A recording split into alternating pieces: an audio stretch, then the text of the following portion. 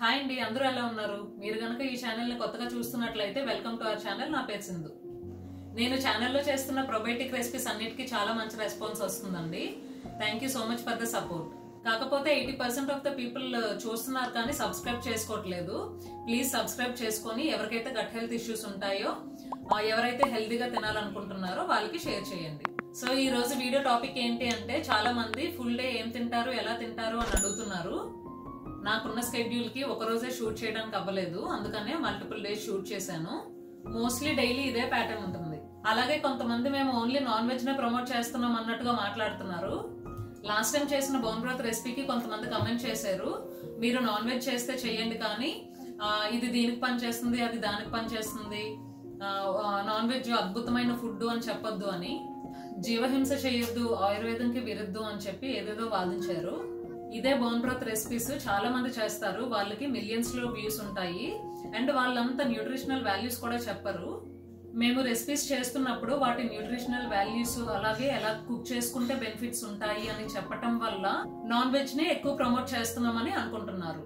But మేము చెప్పేది ఏంటి అంటే, కార్బోహైడ్రేట్స్, ఫ్యాట్స్, ప్రోటీన్స్ ఎలా బ్యాలెన్స్ చేసుకొని తినాలి అని. అది వెజ్ అయినా నాన్ వెజ్ అయినా అవ్వచ్చు. అలాగే ఈ మ్యాక్రోస్ ఒకటే కాకుండా ప్రొబయోటిక్స్ యొక్క బెనిఫిట్స్ ఇవన్నీ ఛానల్లో షేర్ చేసుకుంటాము. అలాగే మనం ఏం తిన్నామనేది ఎంత ఇంపార్టెంటో మనం అరాయించుకోవడం కూడా అంతే ఇంపార్టెంట్. అందుకనే మనం గట్ హెల్త్ కి ఎప్పుడు ఇంపార్టెన్స్ ఇవ్వాలి. కొత్తగా చూస్తున్న వాళ్ళు ఈ ఛానల్ ని అర్జెంట్ గా సబ్స్క్రైబ్ చేసుకోండి, లేదంటే మంచి కంటెంట్ ని మిస్ అయిపోతారు. తర్వాత మీ ఇష్టం. ఇంకెందుకు ఆలస్యం, let's get in to the video.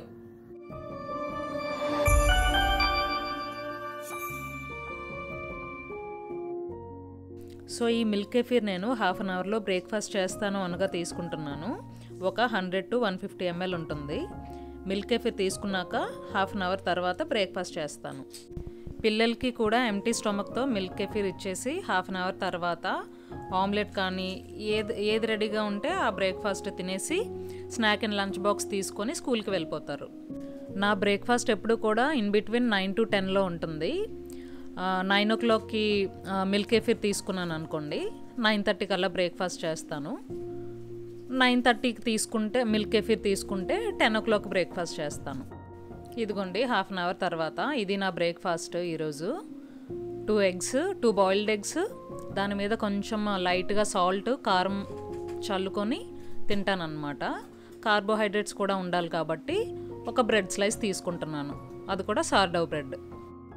ప్రతిరోజు ఇలానే బాయిల్డ్ ఎగ్స్ కాకుండా ఒకరోజు మష్రూమ్ ఆమ్లెట్, ఒకరోజేమో ఆనియన్ ఆమ్లెట్, ఇలాగా ఎగ్స్ మాత్రం కంపల్సరీగా ఉండేలాగా చూసుకుంటాము.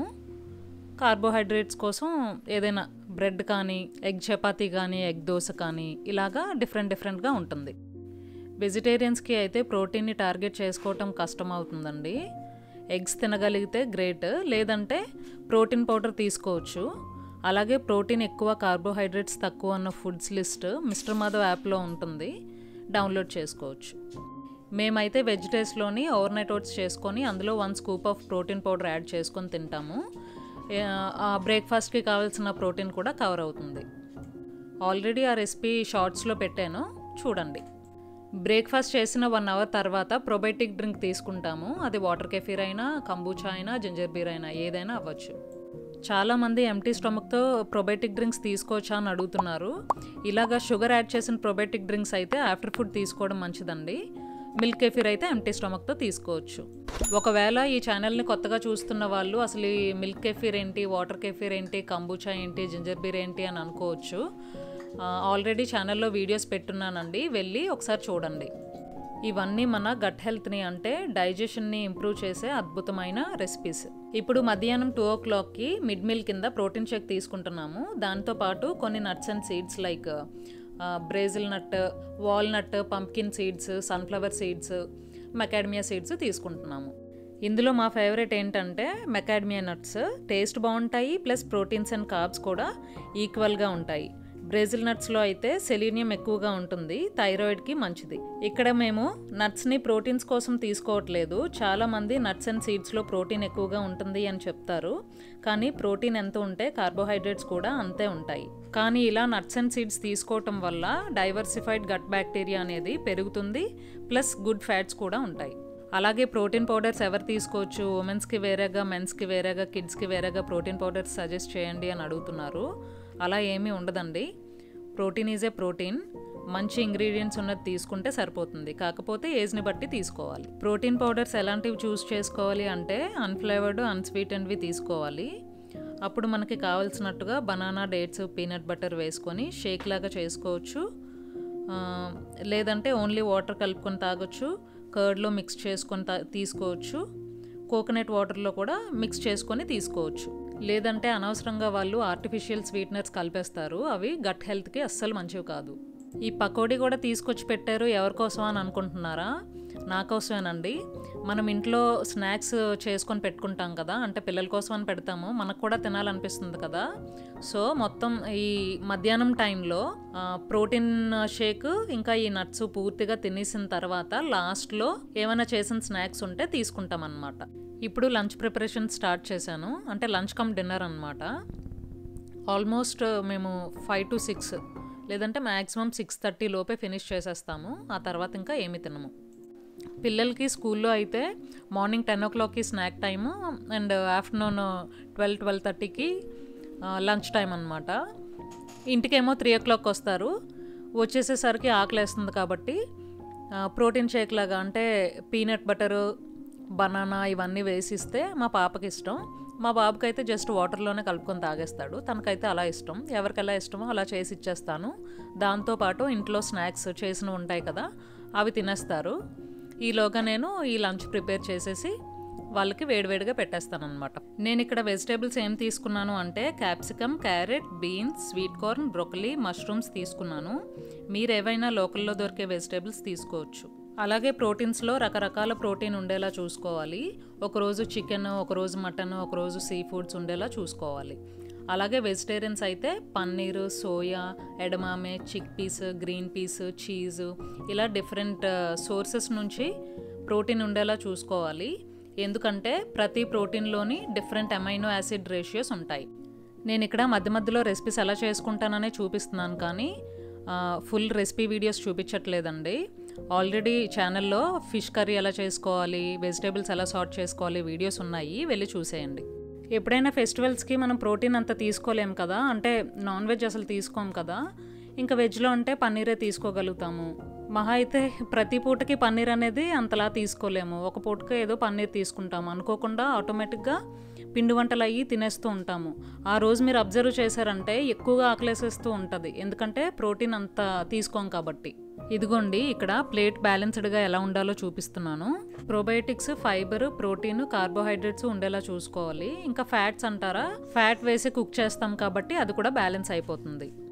సో బ్యాలెన్స్డ్గా తినమన్నారు కదా అని చెప్పి ప్లేట్లో ఇవన్నీ వేసేసుకొని ఫస్ట్ చక్కగా కర్రీ చాలా బాగుంది కదా అని చెప్పి అన్నంలో కలుపుకొని తినకూడదు. ఫస్ట్ ఎంప్టీ స్టమక్తో ప్రోబయోటిక్స్ తీసుకోవాలి. ప్రోబయోటిక్స్ తర్వాత ఫైబర్ తినాలి. ఫైబర్ తింటూ ప్రోటీన్ తీసుకోవాలి. అప్పుడు ఫైనల్గా కార్బోహైడ్రేట్స్ అంటే రైస్లో గ్రేవీ వేసుకొని తీసుకోవాలి. ఈ రోజైతే కిమ్చి ఉంది, ఒక్కొక్కసారి సార్క్రట్ ఉంటుంది. ఇదేంటంటే ప్రోబయోటిక్ అండ్ ప్రీబయోటిక్ ఫుడ్. స్టార్టింగ్లోనే ఇవి తినటం వల్ల డైజెషన్ అనేది ఇంప్రూవ్ అవుతుంది. అలాగే కాకరకాయ కూడా డైజెస్టివ్ ఎంజైమ్స్ బైల్ రిలీజ్ చేయడానికి యూజ్ అవుతుంది. అవి కూడా సేమ్ అమౌంట్లోనే స్టార్టర్ లాగా తీసుకోవచ్చు. నెక్స్ట్ ఫైబర్ అనేది కూడా కార్బోహైడ్రేట్సే, కాకపోతే కాంప్లెక్స్ కార్బ్స్ అంటారు, స్లోగా డైజెస్ట్ అవుతాయి. కొందరు ఏం చేస్తారు, వెజిటేబుల్స్ మంచివి కదా అని చెప్పి జస్ట్ వెజిటేబుల్స్నే బాయిల్ చేసుకొని ఎక్కువగా తినేసి కడుపు నింపుకుంటారు. అలా చేయటం వల్ల వెయిట్ లాస్ అయితే అవుతారు, ఎందుకంటే సింపుల్ కార్బోహైడ్రేట్స్ లైక్ రైస్తో పోల్చుకుంటే వెజిటేబుల్స్ స్లోగా డైజెస్ట్ అవుతాయి కాబట్టి. కానీ అది కరెక్ట్ పద్ధతి కాదు వెయిట్ లాస్ అవ్వాలి అనుకుంటే. ఎందుకంటే ఇక్కడ ప్రోటీన్ని ఇగ్నోర్ చేయటం వల్ల ఫ్యాట్ లాస్తో పాటు మజిల్ లాస్ కూడా జరుగుతుంది. అప్పుడు 30 yearsకే 40 years లాగా, 40 yearsకి 50 years లాగా కనిపిస్తారు.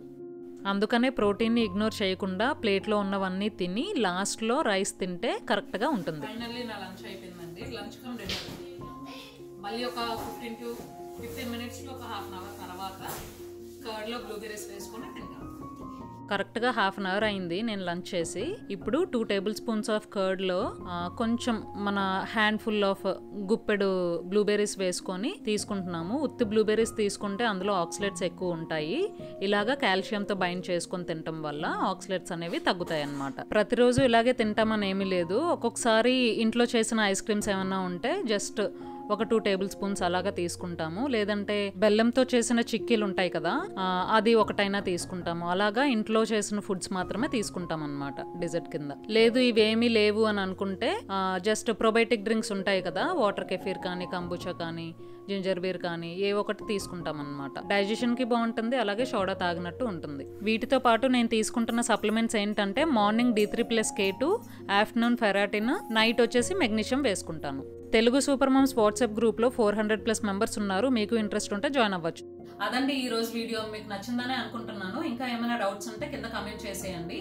ఇంకొక మంచి వీడియోతో మళ్ళీ కలుసుకుందాం. Thank you for watching and subscribe for more videos.